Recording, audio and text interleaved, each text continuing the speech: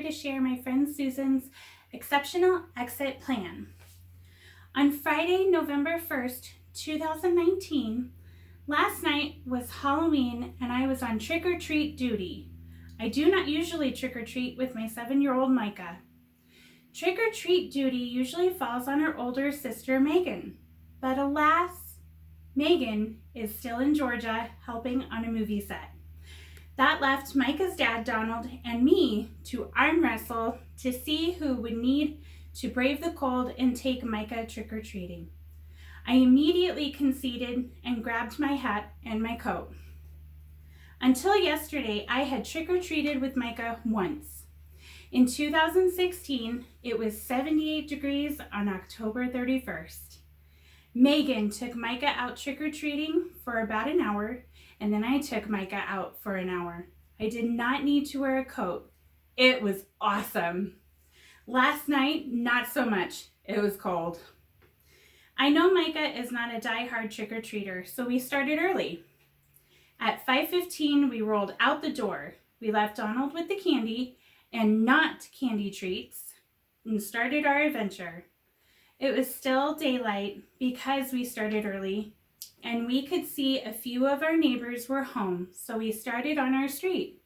It was nice to see our neighbors, and they all waved to me out in the street because it was still too snowy for me to try to get close to doors. We all know from experience that we only get about 10 kids on average Halloween in our neighborhood. So everybody gives a big handful or two of candy to each kid. When I am on door duty at my house, I put a table by the door with the candy and not candy treats spread out and tell the children to pick 4. After 5 houses on our street, Micah already had a lot of candy in her bag. We walked over to the street Micah's best friend lives on and stopped at houses along the way. Micah's best friend had been spirited away at the last minute to celebrate Halloween with her dad out of town. But we still know many people on her street because we walk this way to school. Micah cleaned up. We were only to the second block on this street when Micah said her bag was full enough and it was time to go home. We were home by 7 p.m.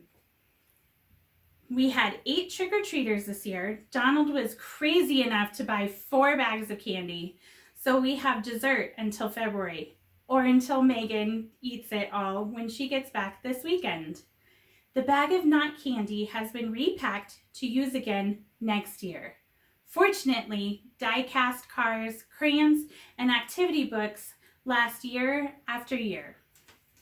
I had a great, albeit cold, time trick-or-treating with Micah this year. We went long enough to have fun, but not long enough for Micah to complain much.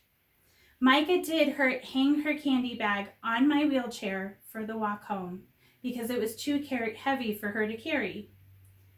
My piece of advice for you is to quit saying not it.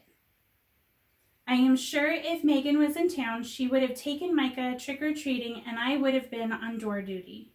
Next year, I am not so sure. I did not think once yesterday that this might be my last Halloween with Micah. However, I am thinking that today I am planning to live for at least 3 years, but I could be completely wrong. I may not respond to any available treatments and die within a year. I need to start treating every occasion as if it is my last and hope I have at least 10 last Halloweens. Next year, I will probably insist on trick-or-treat duty. What is a little cold compared to Micah's cheers when she gets the candy she really likes.